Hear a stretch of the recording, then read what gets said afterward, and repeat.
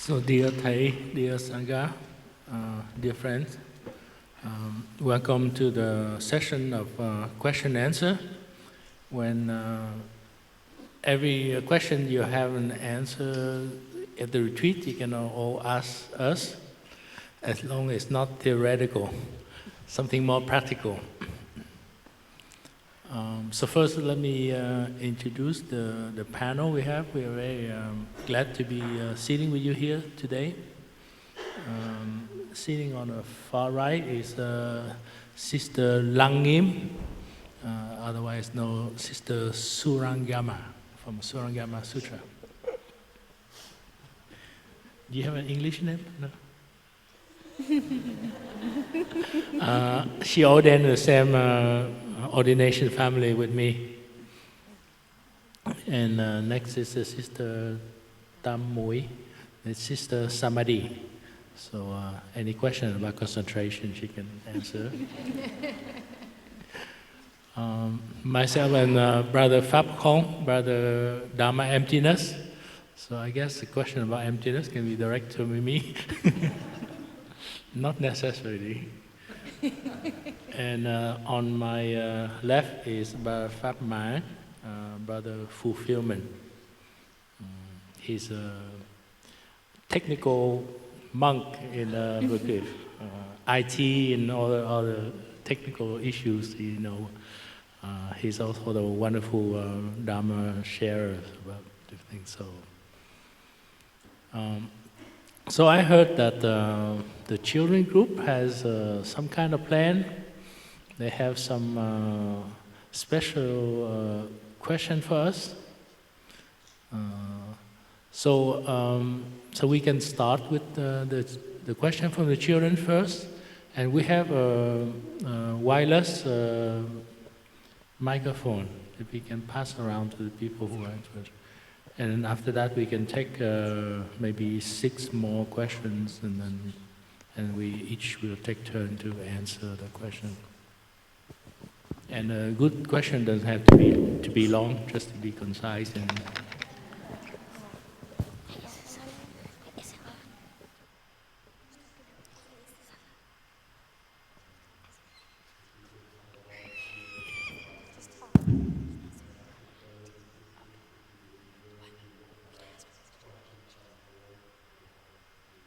Why are your robes brown?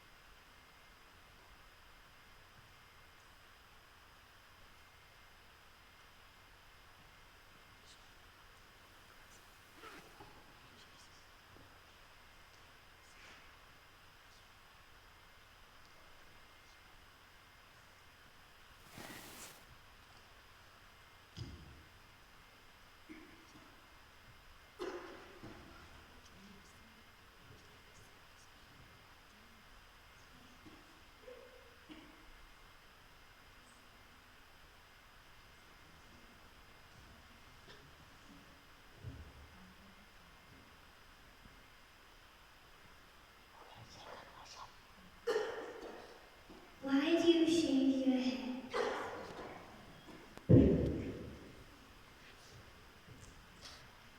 And we also have 2 more questions. So we know that Thai is our teacher, our master. But we want to know, who was the first master?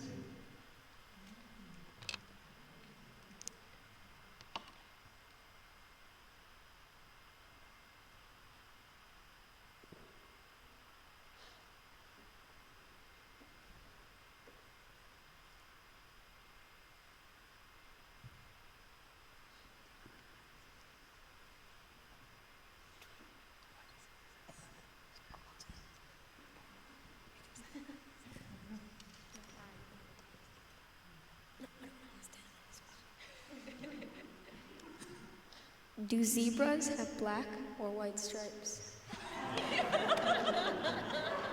Do zebras have black or white stripes?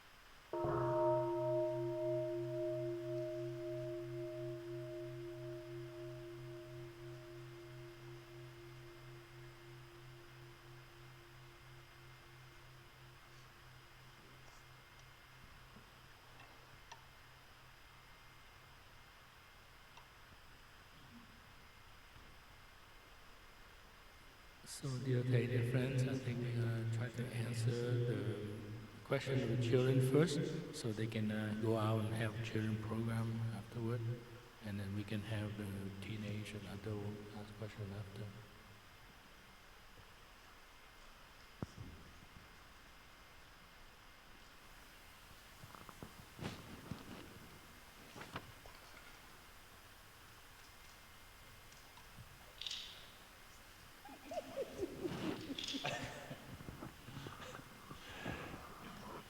Dear Thai, dear beloved community, apparently we are shy of the children's questions. That's okay. The children ask very deep questions. Usually we give our youngest monastic, youngest in ordination age, the chance to pick the first question, because then they can pick the easiest question. Are you sure you don't want? I give you one more chance. No, it's okay. So I will try one of those questions. Who asked the question about who is the first master? You want to know who is the first one? Did you ever hear the riddle about the chicken and the egg? Which came first, the chicken or the egg? Have you heard that before? Yeah? And so I think that is part of the answer to your question, because the master and the student, or the student and the teacher are actually, they go together.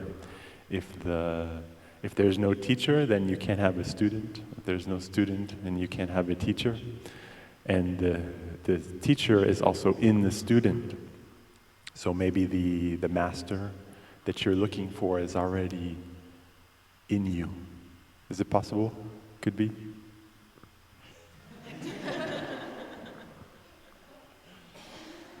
Okay, that's as good as I can get for that one.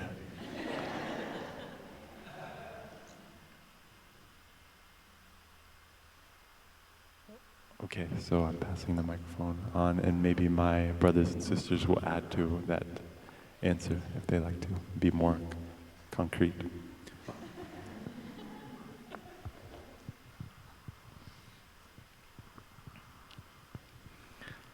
So, dear Thầy, dear friends, I guess if I want more concrete, I think the question is master of what?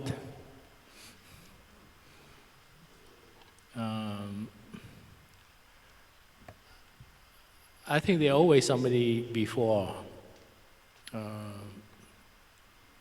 And usually, who appoint you master? That's a big question. Usually we don't self-proclaim master.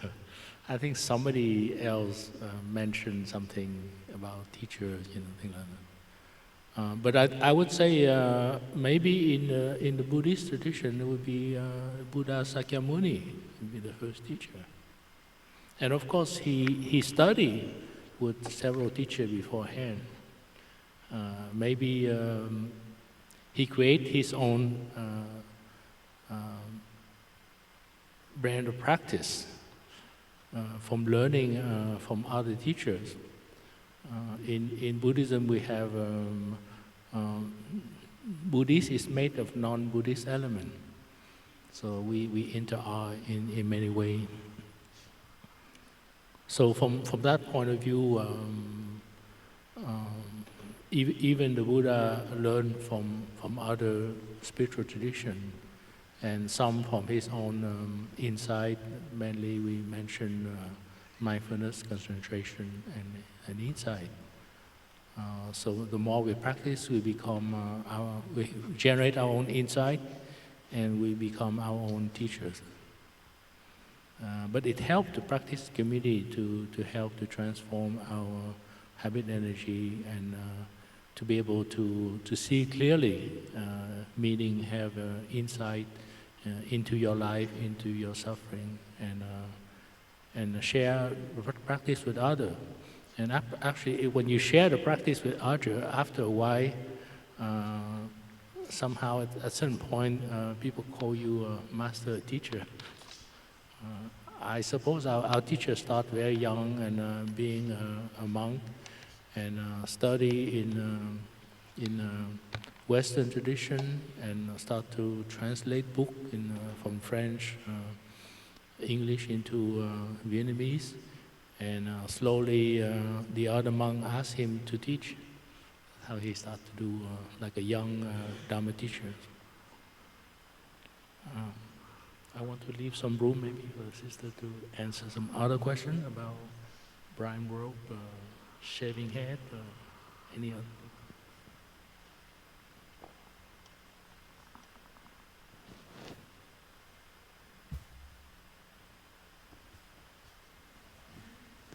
So dear brothers and sisters, dear friends and dear children, I want to ask the children, did you know that the Buddha was also a father? How many of you knew that the Buddha was also a father? To the little kids, yeah. And he had a little boy, you know, he had a son, and his son was named Rahula. How many of you knew that? Yeah, how many of you knew that? The Buddha had a son named Rahula. So Rahula at one point was as young as you were, and Rahula, the Buddha's son, he also became a monk. Later on, after the Buddha became enlightened and he came home to visit his family, his father, and of course there was his wife and his son, and his son eventually followed him and became also a monk in the Buddhist Sangha, like monks and nuns that you see here. Yeah, the Buddha's son was also a monk. How many of you knew that? No? Okay, so let me tell you. So I think I would like to answer the question on the brown robe. The robe, you know, is the brown. The color brown is the color that peasants wore in Asian countries. Many Asian countries, the peasants wore the color brown. How many of you know what a peasant is? Can you tell me? Ari, can you say? Yeah, a poor person, okay. Most of them were farmers as well, and so they had to work with the earth, and you know, it's so much easier to wear a color that was also the color of the earth. And also brown is the color that you naturally get when you mix all the colors together. It was like the excess dye, the leftover dyes from all of the other colors, and when you mix it all together, then you get brown, and that was the cheapest color back then. So poor people often wore the color brown as well. So the monastics, the monks and nuns, wear brown to identify with the peasants, and meaning that we also want to live like a simple life, poor, kind of like on the edge of poor, not too wealthy. And we also want to identify with the earth. We also want to be like the earth. And I want to tell you a story, what the Buddha taught his son, Rahula, one day about being like the earth. And when I think about this story, I just imagine maybe Rahula,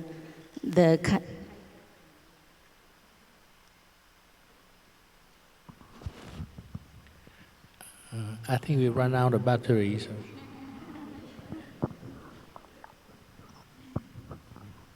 So when I heard this story, I was just imagining the types of kinds of situations that Rahula might have been in, that the Buddha had to teach Rahula this story. He might have, I was just imagining, he might have encountered a situation, or, you know, he might have been with his friends and a difficulty came up and he might have told a lie, maybe. He didn't tell the truth. He was afraid somehow, so he told a lie. Or maybe the kids might have said something awful to him and he felt sad. Or one day they just, you know, praised him. They just complimented him a lot. Like, oh, you're the best, you're so beautiful, you're number one. And then he got really proud and things like that. So maybe one of those reasons were the ones that, the reason why the Buddha taught Rahula to be like the earth. And he said, he told Rahula to observe the earth, to look at the earth. When someone pours like a perfume or really nice, beautiful things, flower petals on the earth just receives it. She doesn't say anything in return. She doesn't say, wow, you know, those are really beautiful flowers, or it's so good that you offer me perfume, you know. Or when someone pours something really gross, can you think of the grossest thing you can pour on the earth? That. Okay. So when you pour the grossest thing on the earth, she doesn't say, oh, ew, you know, why'd you do that? She just receives, and she knows how to receive it with equanimity. She knows how to receive it without being hurt, without going up or going down. And the Buddha taught Rahula that story, maybe to help him to be more solid, you know, not to go up and down when people say really or do really mean things to you, or when they do really nice and, you know, wonderful things for you, you don't really go. It's okay to go up, but you know, that's not all of it, right? So I really like that story that the Buddha, about the Buddha teaching Rahula to be like the earth. Do you think you can practice to be like the earth? Like the next time someone says something really mean to you, do you think you can practice to be like the earth? Yeah, Anna? Oh, you're so great. She's my #1 Dharma fan. Yeah, so that's why we wear the color brown, because we also, the monks and nuns, we also practice like that. We want to be like the earth. Yeah, thank you.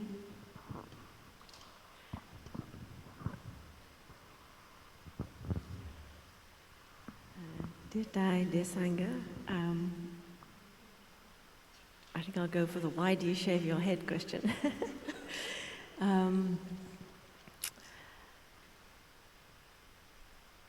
So at the time of Buddha, so asking the children another question, do you know how they used to wear their hair? The men and the women, how did they used to have their hair? You don't know?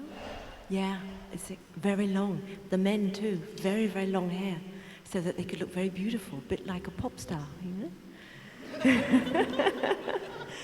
And so when you decide to become a monk or a nun, you need to be able to tell everyone so everyone knows.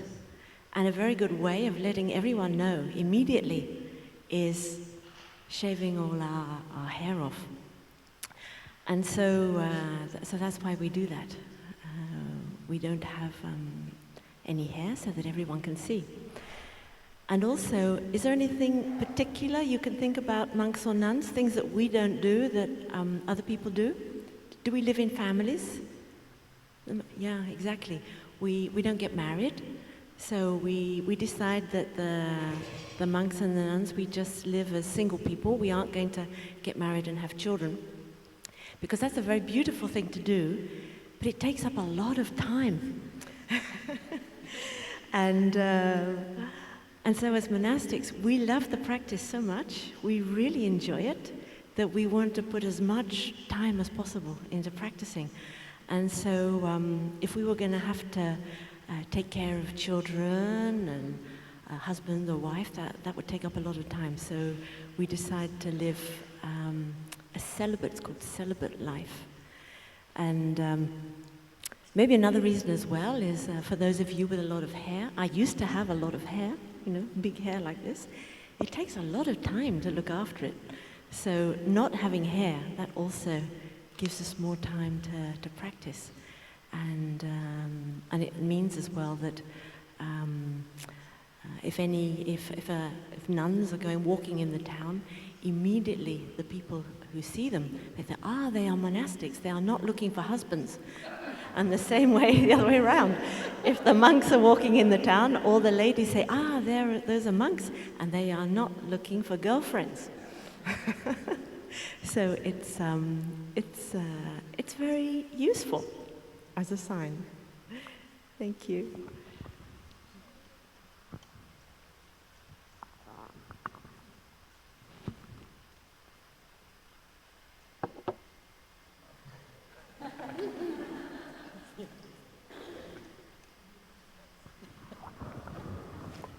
I think Brother Footman already answered the zebra question, you know, the chicken or the egg. So the white or the black. If you can answer the chicken or the egg question, you'll be able to answer the white or the black question as well. Okay? Is it okay? Who asked the question about the zebra? I see. Would you like to meet a zebra?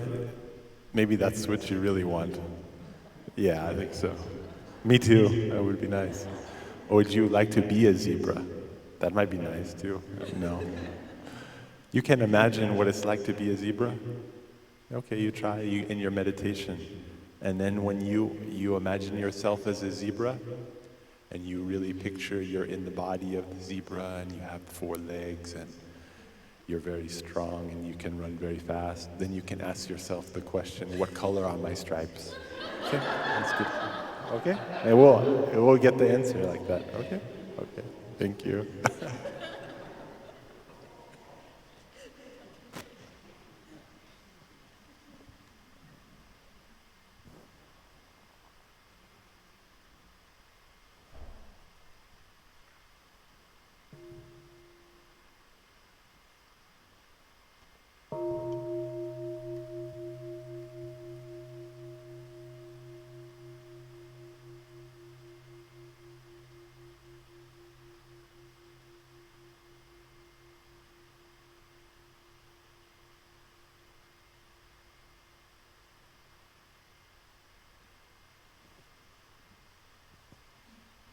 So, dear Thai, dear friends, unless the children has more tiger question, maybe they can go out and play outside. And then we have, I don't know, they have teenage here, and adult, you can ask questions. So if you can raise your hand, we have a wireless microphone. We can bring it to you.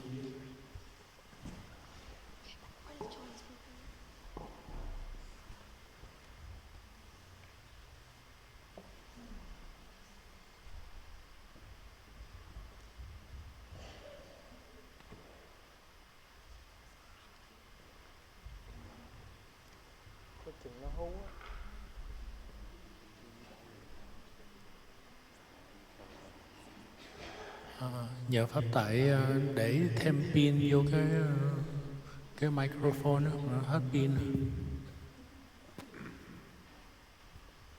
Có một cái microphone nó hết pin rồi. 9V. It's okay? Okay. So I'd like to direct this to all of you, if it's okay. What's your favorite practice? Why? And like, it's the one that you love to practice. And why? About the practice. Thanks.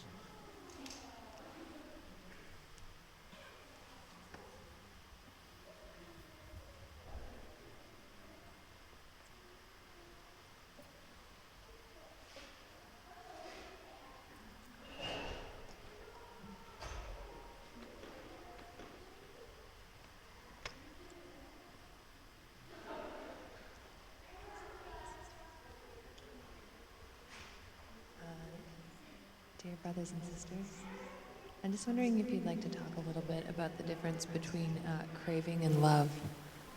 Can you speak louder? How to hear? Would you like to talk a little bit about the difference between craving and love?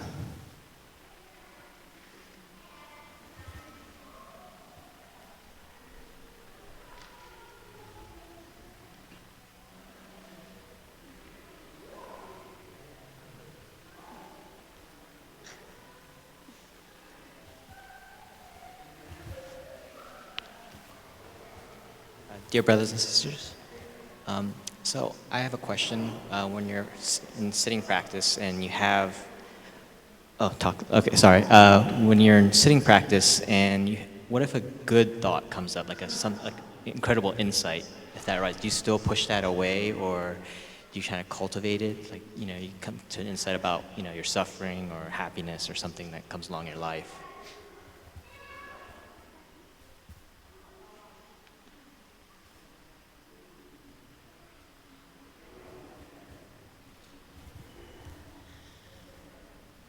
I'm curious about the history of this place. Anything you want to say about this place and why you decided to build it here and the history?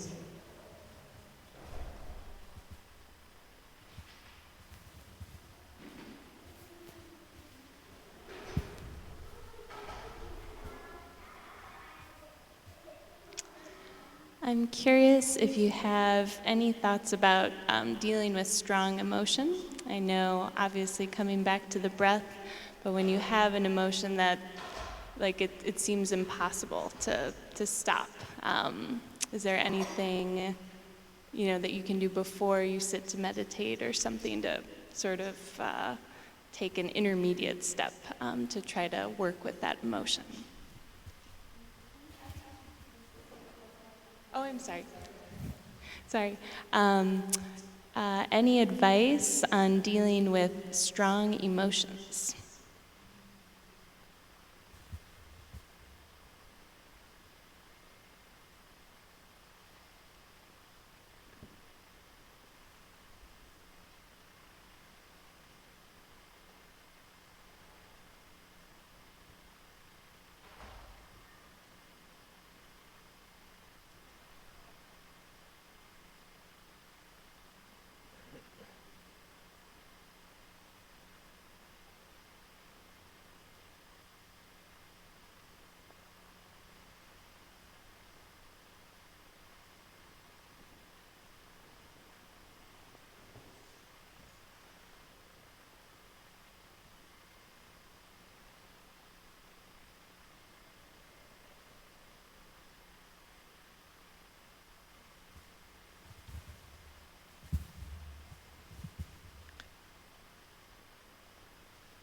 Dear sisters and brothers,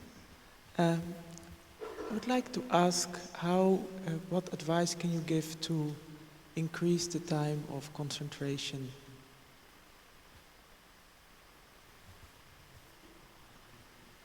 Increase the time that you are concentrated and on concentration, yes.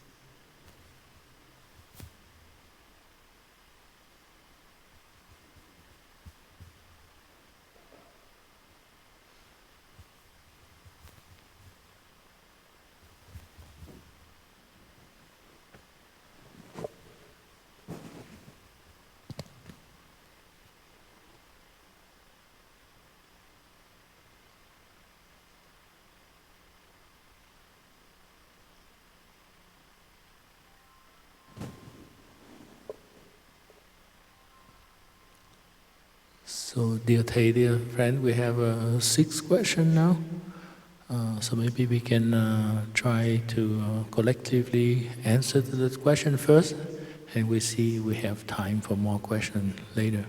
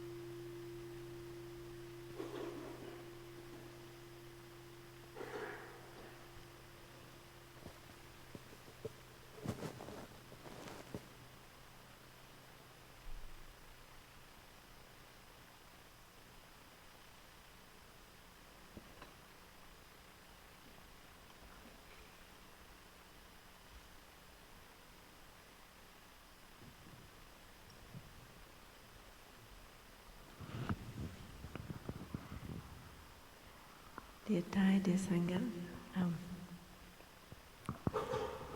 I'll choose first so that I don't get stuck with a difficult one. Maybe I can hit two birds with one stone here. I can talk about my favorite practice, which is sitting meditation. I'm only I'm a baby nun. I've only been a nun 2.5 years. So probably, maybe if I were an older nun, I would have more equanimity and say I love all practices. But anyway, I'm only a baby, so I love sitting meditation. I always have a very clear image when I think about my distress before I started practicing. I remember I had a very stressful career, and I was also living in a family situation with my partner, helping to bring up his 2 kids. And I was pretty stressed out. And I remember one day just sitting on the end of the bed thinking, oh my God, feeling like life was like being on a merry-go-round, and it was just going round and round and round. And I thought, I just want to get off this merry-go-round. And then when I learned about sitting meditation, as I sat there, I thought, oh, I've got off the merry-go-round. It's so pleasant. So the other day, Thai Phat Vu, he gave a talk about sometimes we can get trapped into that stage in the practice where sitting and coming to a very still place, just following the breath, can be so pleasurable that we really don't want to do or go anywhere else, and we can get very attached to that stage. But on the other hand, it's good to taste that because it's very motivating to continue to practice. So I was very happy when Thai gave me the name Sister Samadhi, or we can say Sister Concentration or Stillness, because it's not that I'm good at it, but it's certainly a direction that I want to go in. It certainly interests me a lot. When I sit in meditation and I cultivate this interior stillness, then I think the other question I wanted to maybe go on to is Yeah, how to increase the time of concentration. That interests me too. What I've noticed in my practice is the more I'm goal-oriented and I want to have more time concentrated, the less chance I have. Because I'm trying to get someplace. I'm trying to get into this wonderful, blissful kind of state, and it just doesn't happen. I'm so distracted, so frustrated, and so many ideas come up and thoughts. So what I've learned to do when I get into that real distraction place, I try to remember, because it's all about remembering the things we already know.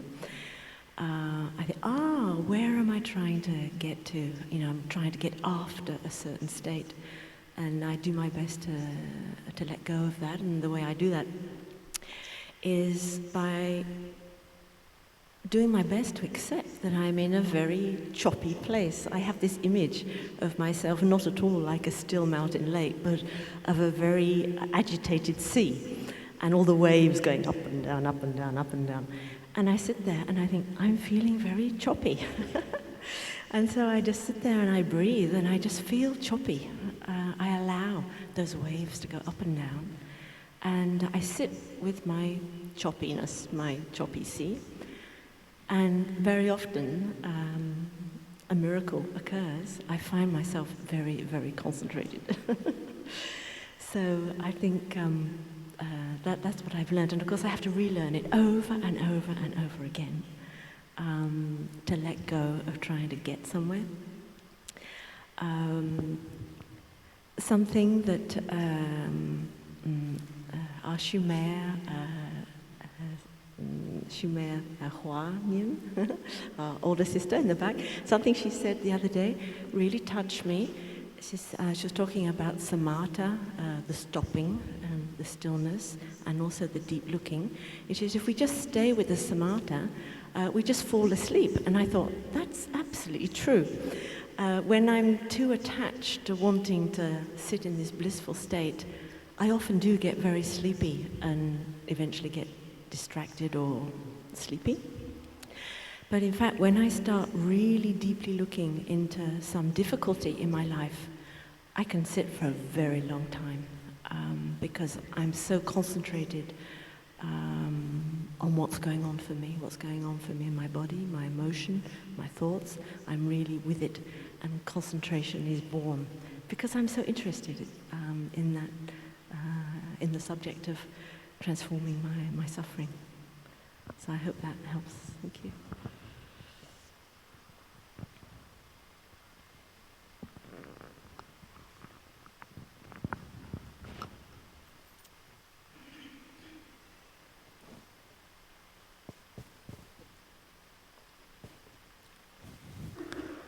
So, dear Thầy, dear friends, I think the question, what is your faith practice?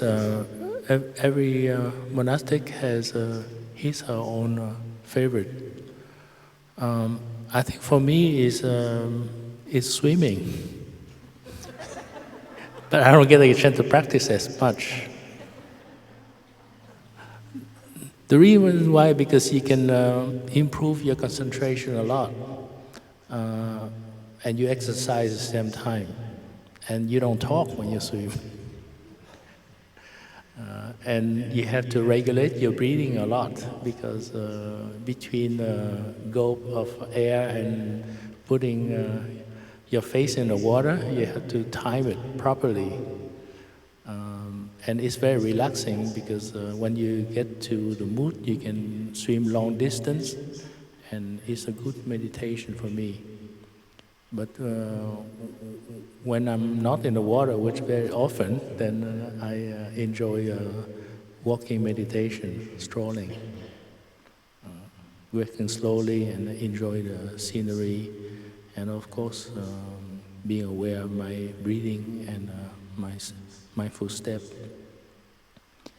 I want to share a little bit about the history of Blue Cliff Monastery. We have a number of monks and nuns who came from when we first formed this center, and I'm one of them, along with Brother Phap Vu, maybe Sister Joy, and partly Sister Blue Sky as well. We know we have a permanent center in the U.S. since 1997, 98, when we have Green Mountain Dharma Center and Maple Forest Monastery in Vermont. And a number of brothers and sisters were serving there for a while. I came the last 2 years at the Maple Forest Monastery. It's a very beautiful place, but it's very remote. And we cannot build new housing or expand. When we make like a holiday retreat like we have here, often we have to rent a place outside of the monastery because we don't have enough room. So we have a lot of local Sangha all over the New York, Pennsylvania, New Jersey state. So after a while, our teacher asked us to look for another place closer to the large populations. And at that time, we have 4 monks, I think, Brother Phap Yuyek, who was sitting next to me at the ceremony, Brother Phap Tam and Phap Luân and me. We were driving around looking for center to purchase and to move down. So we look in Pennsylvania, we look in New Jersey, and New York. And in New York, we find a lot of places that have a large wooden area. They love the place when we have a path where we can do walking meditation and be close to nature. And this used to be a summer camp, and it has the right condition for us to settle in. So that's why I remember Thầy Pháp Tâm shoot the video of everything around, and we sent the video back to Plum Village for Thầy and Sister Yang Khong to take a look at. And Sister Annabelle was there at the time, so she also approved the place. And we have a Sangha meeting, and Thầy kind of encouraged to purchase this property and move down here. So that is 2007. And in here, on this piece of land here, is a private property. The house is there, is the house of the owner's family. And this is not like a public property. It's just the private land of his family. And on the other side, he runs the summer camp. So they have like a license, like serving food and hosting a retreat and things like that. And it turned out to be 3 lots. There's another lot close to the forest that encompasses 3 counties. It's very strange, but our land sits on 3 counties. But after that, we merged into one county. I think Orange County, Sullivan County, and another county I forgot.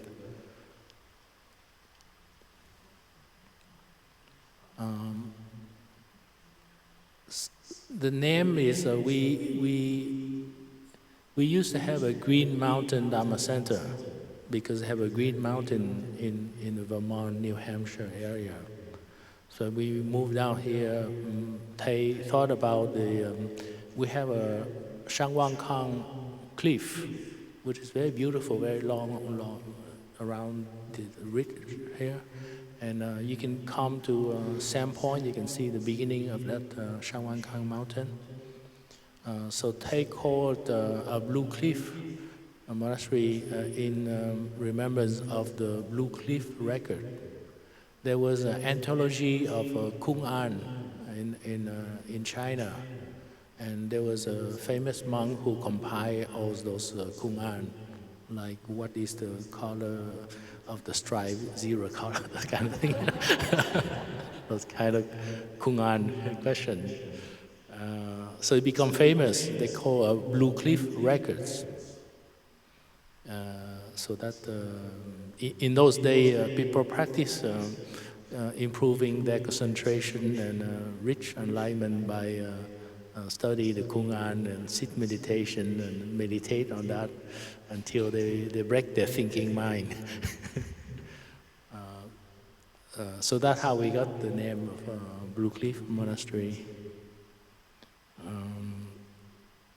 So we start moving in May 2007, and we start building up, and we have a first retreat with our teacher in September, I think, maybe beginning October 2007.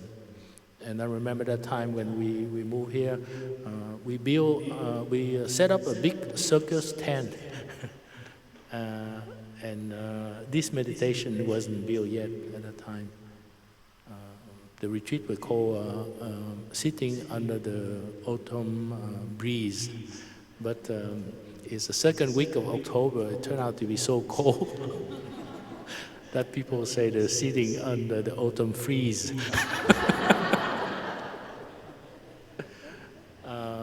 But every year we keep fixing property a lot, like you can see.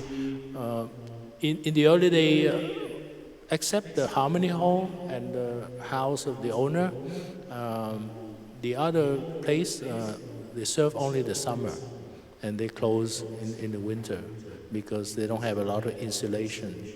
So every year we keep winterize a lot of building that now we build this standard. And through the support of the local community who come, we offer more retreat. So we hope to fill this hall. So far we fill only half of this meditation hall. And most important is to have people come regularly every week, whether we have a retreat or not, just to generate the practice.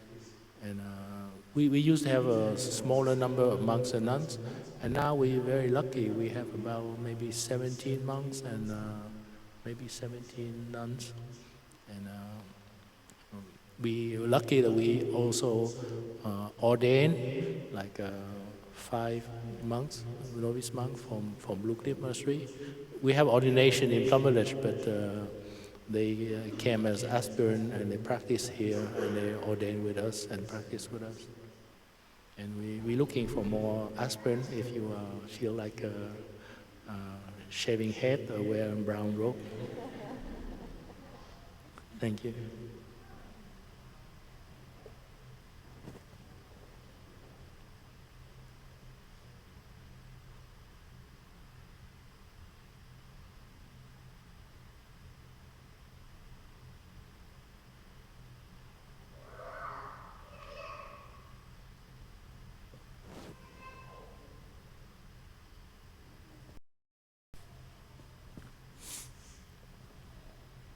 Dear Thai, dear beloved community, I was grateful to Thai Kong for sharing that story because I could follow my breathing and relax and enjoy the Sangha, enjoy being up here.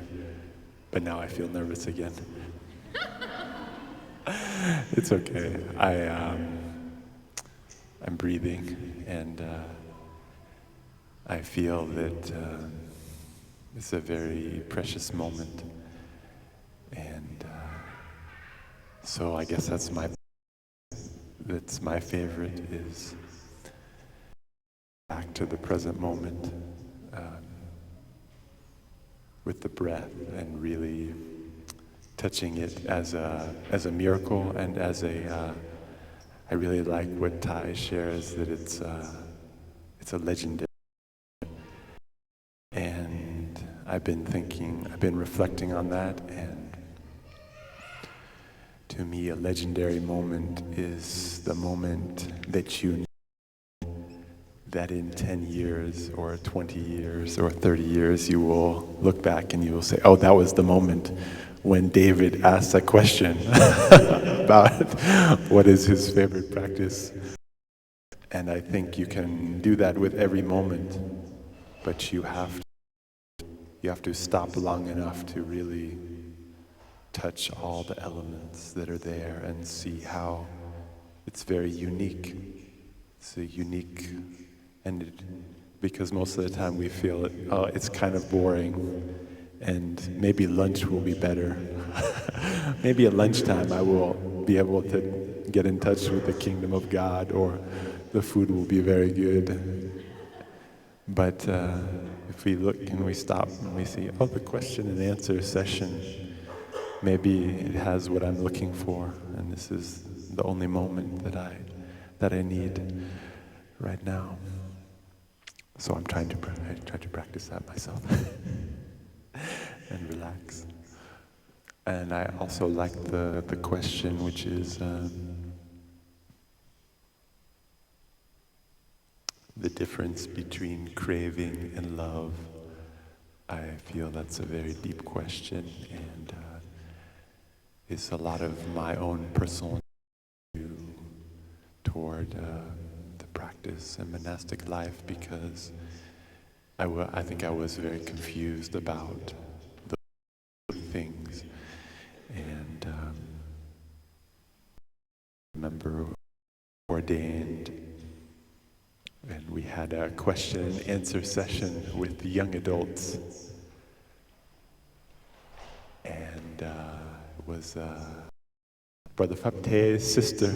She was, we were in Plum Village, and she asked the question, what is true love? And I guess it was a legendary moment, because I still remember answer that question. And I don't remember the answer, so I get to answer it again. But I remember one thing that I said was I became a monk because that's what I wanted to find. I wanted to find true love. And I know that I got the insight that it's nothing to do with being in a one-on-one relationship with someone, like as our sister was pointing out, like I knew that I didn't want a relationship where it was based on I need that person to fulfill something for me. I need that person to be the source of my happiness. So maybe that's why I got the name Fulfillment, to see that I have to fulfill that need for myself first. So just to be concrete, very concrete, I think craving to me is something that's not necessarily, it's not a bad thing. To me it has to do with our instinct, and it's a natural drive. So I know that inside of me I have the sexual energy, and I have a sex drive. I have a part of me, it's my whole body, and it's part of my whole body. It's in all the cells. It's been transmitted to me from every generation of life. So it's not something to fight with. It's very wonderful, in fact. So it's a part of me that wants to continue the physical manifestation of life. So that's the sexual energy. But I also know that it's a little bit malleable. It has the capacity to be transformed and channeled. So it means that I can use that energy, and if I look in with mindfulness and I really allow it to be there, embrace that craving energy, that it's like wanting to get something, to bring it in, and I see that I can redirect that energy. So I see what can really bring me, what can make me continue in the future is the Sangha. And so I see that when I connect with my brothers and sisters and I can listen to them and I can understand them, understand myself, and I have a chance to, then I'm building that Sangha, and I will always be able to live, I will keep living forever in that Sangha. So that's the way I can move the energy from craving into love. And I also have to be very careful about what I consume, because I need to consume that wholesome aspiration every day, that's what I want to do. And if I consume things that give me a different message, you watch the television or watch too many Hollywood movies or television, then you will get a different message, a little bit different, which is that you need someone else to be happy. You need someone to fulfill this kind of biological and deep need, and it will water those seeds in you, and you will not feel secure. You will feel you need a partner, or they will be watering your instinct, which is like for the men, you see an attractive woman, and that's triggers biological for you. It waters that craving energy. So if you don't want to have too much craving, you have to practice to protect yourself, not to water it too much. So I try to do that, and I know that in my life I already consumed a lot of images and sounds, and that pulled me away, and it watered that seed a lot. So it's now my practice to recognize that comes up to the surface, and I have the Sangha around me, and people are breathing, so I can stop and breathe and say, hello, my dear craving.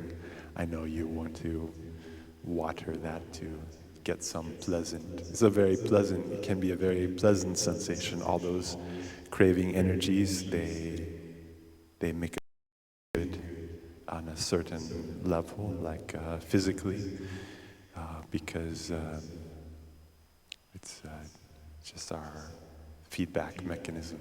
So we know when we eat and it tastes good. And the same is true for the sexual energy. It has that feeling attached to it. But if you look into that feeling deeply, you can also see that it only lasts for a very short time. And it's not a deep, fulfilling kind of happiness that can last a long time. So you just have to keep looking at it and keep smiling to it and recognizing it, and you understand more and more about what the things are and how they're moving you around. And then you learn more and more about the kind of love that is fulfilling, that makes you have its thing, respect for yourself, respect for compassion, kindness, gentleness, humility. There's a lot we talk about the 4 elements of true love, but there are a lot. You can make your own list. Time, we have more questions. Thank you for listening.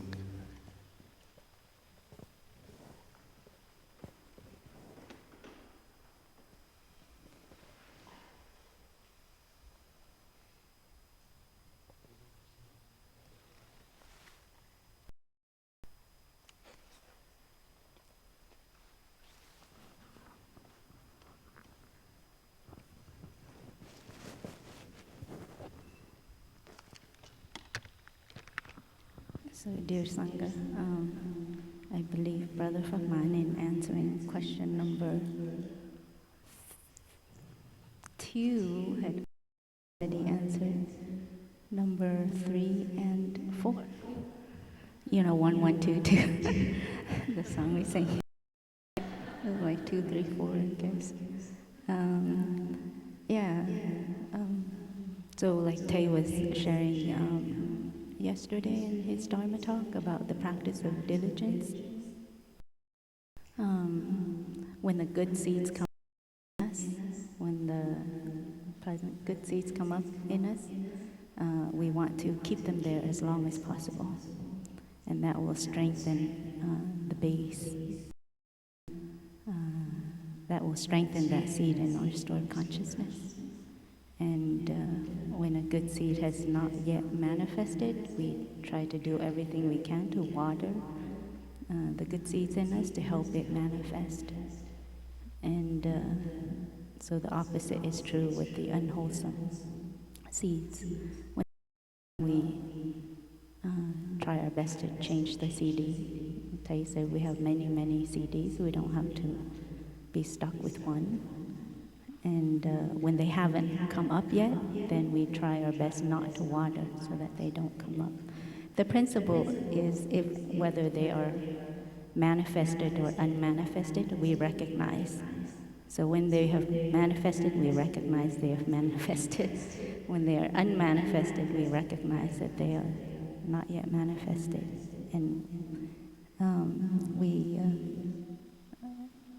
we practice accordingly.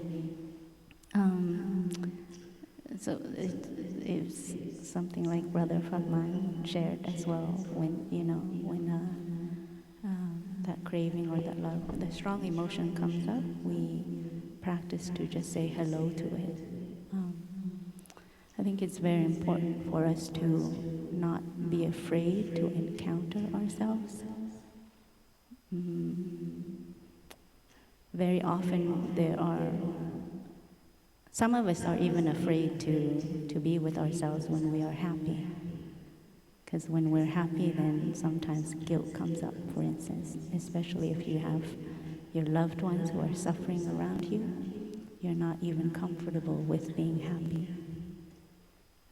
And then strong emotion.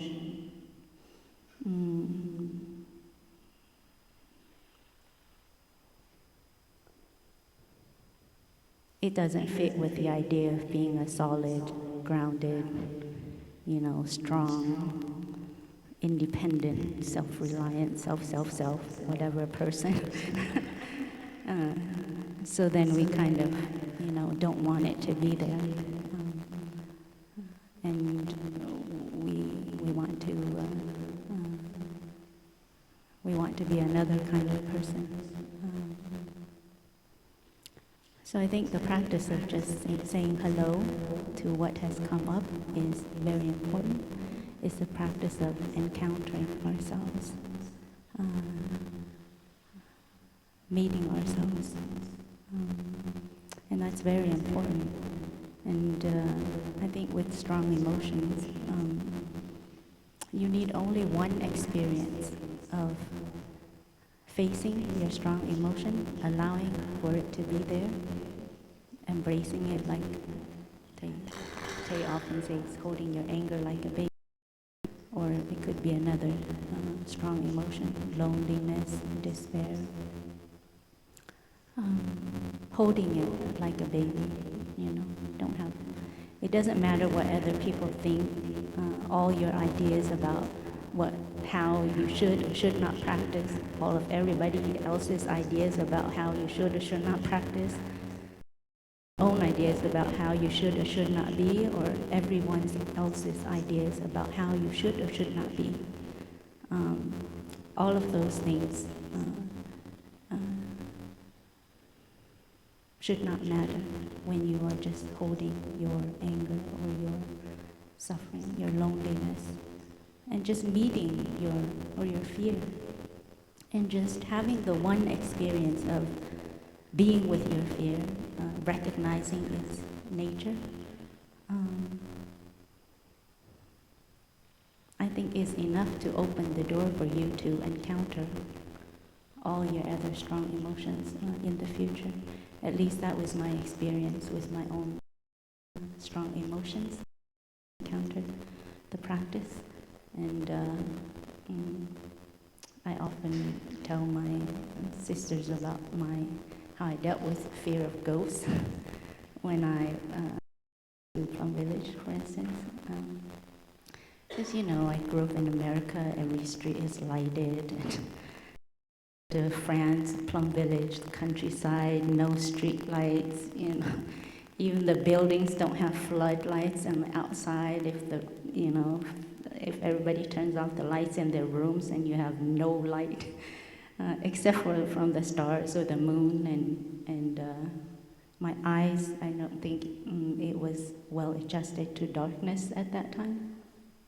So every time the light came out or I had to step outside, it was like complete darkness, and this would elicit so much fear in me.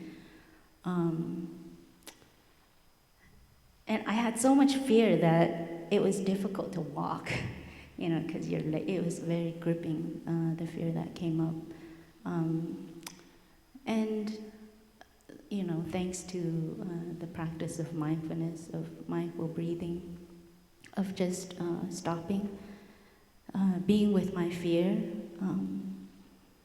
you know, I asked myself, you know, where is this coming from? And of course, the fear had a lot to do with, you know, the images or the sounds or whatever that I had ingested or consumed throughout my life, through horror movies or horror stories, like Stephen King, or, you know, friends, whenever we got together, the cool thing was to tell like really scary stories, and the scarier the better. So all of that had affected me, and I didn't realize to what extent until I got to, of course, when I was at home and every time I entered the bathroom, if it was dark, fear would come up too. But in Plum Village, it was like quite gripping because it was so dark.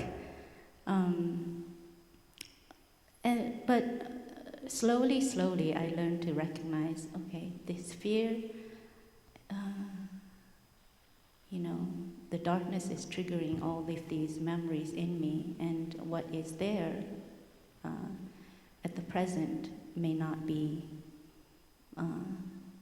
what is inside, you know.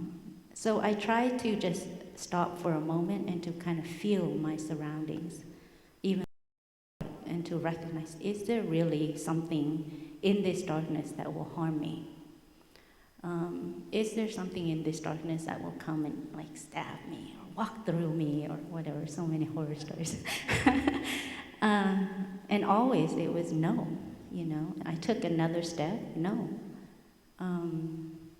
So eventually, it took quite a few months, and I got to be familiar with the darkness. And now I'm very comfortable with the darkness. In the morning when I get up, I don't turn on the light right away. And, well, thank goodness there's like a night light in our bathroom. So I don't have to, I'm not afraid of the dark anymore, even though sometimes it can be very, very dark. And I can walk into it without any fears, not a single fear coming up. And this was thanks to me encountering my fears time and time again, like my brother was talking about the love and the craving, encountering it time and time again, recognizing what is coming up in you and also having a feel of what is there in the environment. Sometimes a strong emotion comes up, you feel hurt, for instance, you remember a pain that you've been through. But you take a moment to stop and breathe, feel the environment around you. What is it in the environment at that moment that's hurting you? Very often, 99.9% of the time, the answer is nothing in the present moment now is hurting you. You see, nothing in you sitting here, nothing around you is hurting you at the moment. So where is this strong emotion coming from? It's a lot about ideas, notions, and memories being triggered. And you have to kind of learn how to watch these that are playing in your without thinking that you are in the movie at the time, you know. And some pains are very, very strong. I had this scar on my finger, on my hand, that has taught me quite a lot about this as well. About 2 weeks ago, I was cooking, so I burned myself really. And I had this scar that was like black and brown because burnt skin, you know, it's like. And every time I looked at it, after week 1, every time I looked at it, I was like, wow, that burn was so bad. You know? And then one day, at the end of week 1, like the 7th or 8th day or something like that, I looked and I realized, but it's not hurting me. You know, the scar was triggering the memory of me being burnt on day 1, but this was day 8. And I took a look again, I was like, no, but it's not hurting me, it's just a scar. And then I looked again and I saw underneath this scar, there was no pain. Like, I didn't feel the pain. So I was thinking, wow, it's healed underneath, but I didn't notice that it was healed. I didn't notice that it was healing. So the whole entire time, the burn only hurt for like the first day. You know, after I put burn cream on, there was like no more pain. But every time I looked at it, I was like, oh, I was burned. And so it took day 8 for me to really fully be aware that I wasn't hurting from this scar, and that the skin underneath had healed. And when the scar started to peel, one day I got kind of impatient, so I was like peeling, and then it really hurt. But I didn't want the scar to be there. And sometimes that's how we deal with some of our strong emotions, some of our pain, you know? We don't want it to be there, and we start peeling it. We want it to go away, but underneath it hasn't healed yet, and you have to kind of allow it that time and space to heal underneath. So I was so glad that, you know, I mean, after that, after the experience of getting impatient and peeling off the scar and feeling the hurt again, the part that I did peel off, I saw, wow, it's all new skin underneath. It was all healed underneath. And so that gave me faith that the other parts were doing the same, so I really left it alone and I let it peel off on its own. So now you see there's like pink skin right here. If you look at my hand, it's like pink skin.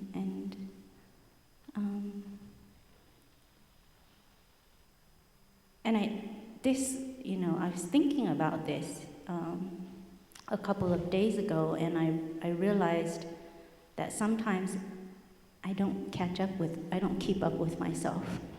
You know, sometimes some things have healed underneath, but like you see the scar, or you see something that's similar to your scar, and you think, oh, I'm scarred, or whatever, but underneath I'm already healed. And I realized one of the practices that I needed to focus on too was to acknowledge when I was healed, when there wasn't a strong emotion, when the scab is there but the skin is not hurting. It's okay for the scab to be there when the scab has peeled off and there's new skin.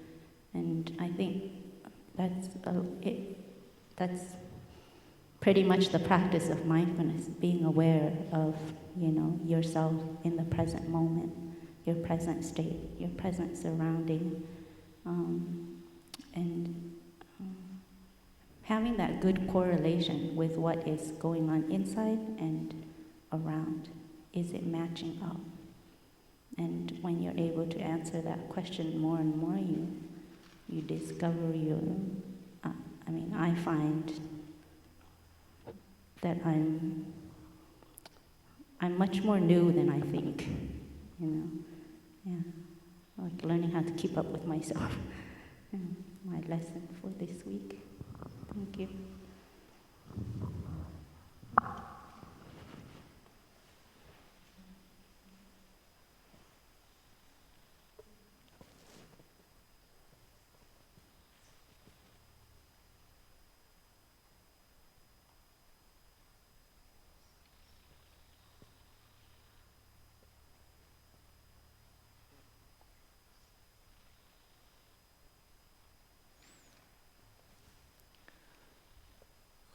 So dear Thầy, dear friends, we have just one more question. Maybe, what do you do when you practice sitting meditation and there's a good thought arises? Actually, it's a good thing.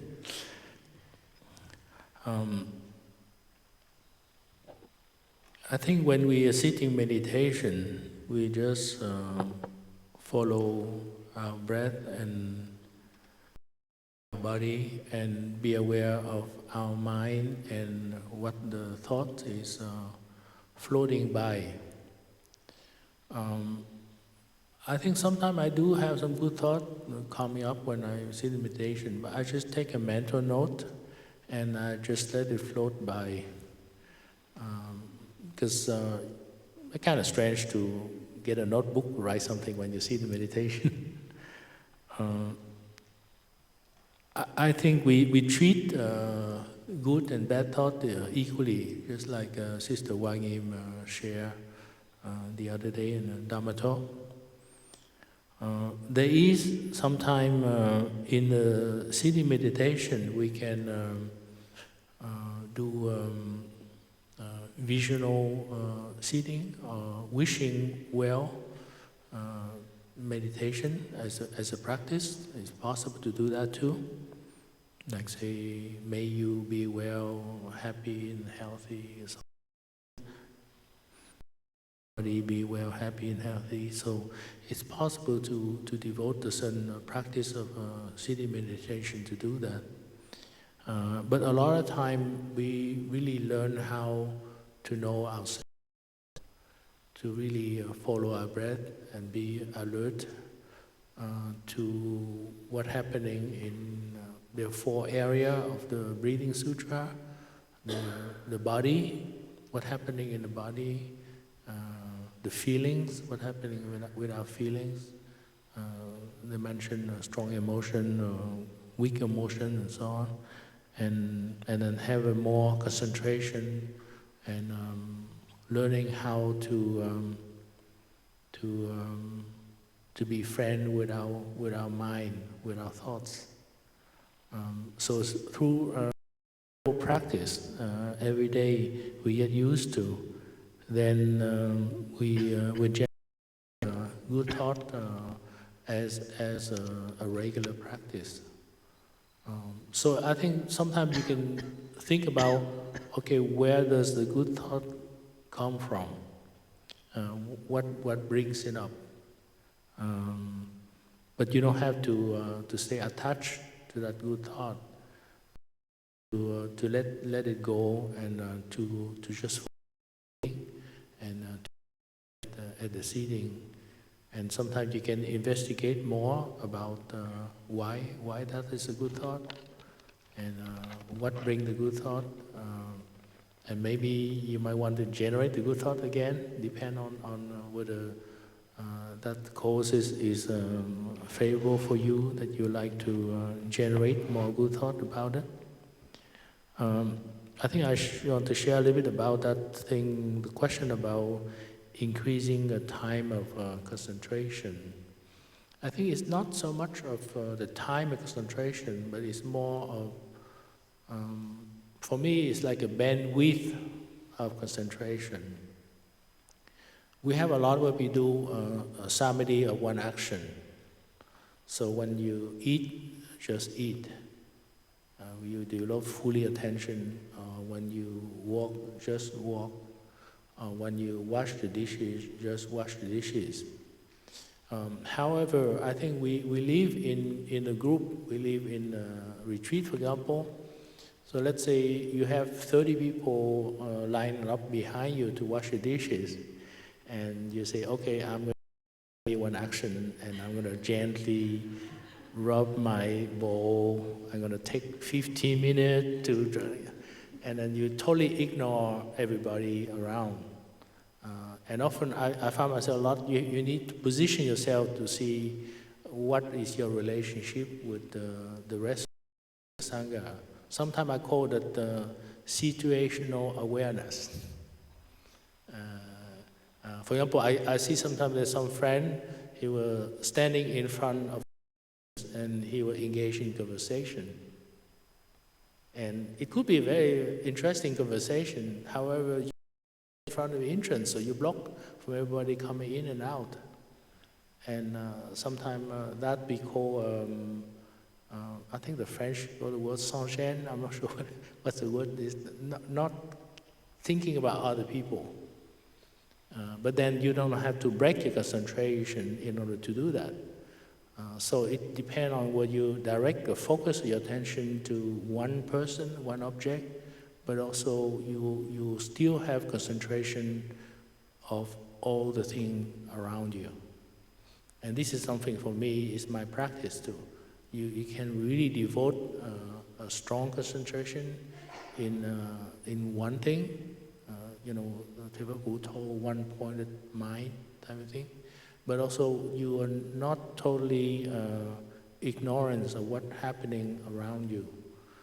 Thầy often say to be fully present in the present moment and to know what to do and not what to do. I remember some friend, we are with the chopping vegetable, and they come and they say, okay, I want to know what happened here, what should I do? And I think sometimes with concentration, you have a power observation. You come to the room, you look around, and you notice it, and you see, okay, this vegetable is kind of about ready, this vegetable ready, and you can really just observe just about 3 minutes, and you know what to do. The same thing with cooking. When I'm cooking with my partner, with a 2 or 3 or 4 partner, in the kitchen, and you observe everybody, what everybody doing. And if you have cooking, you know exactly. But if you not used to that, then you come, you say, what should I do? I don't know what to do. Because you're not aware of what the other person is doing. Sometimes when I'm cooking on a stove, I'm also aware of what my cooking partner was doing behind my back. Because I know exactly which stage of their cooking. So that's what sometimes I call it, like increase your bandwidth of concentration. I love because I know a lot. Because sometimes when you use the internet, you have many computers. You have to increase the bandwidth of it so you can everybody can share the same wavelength type thing.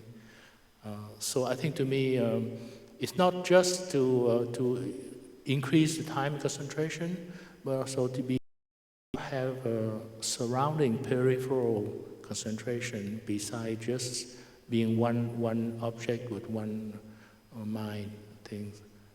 And so you increase your awareness, and your life become more fruitful and helpful with other people.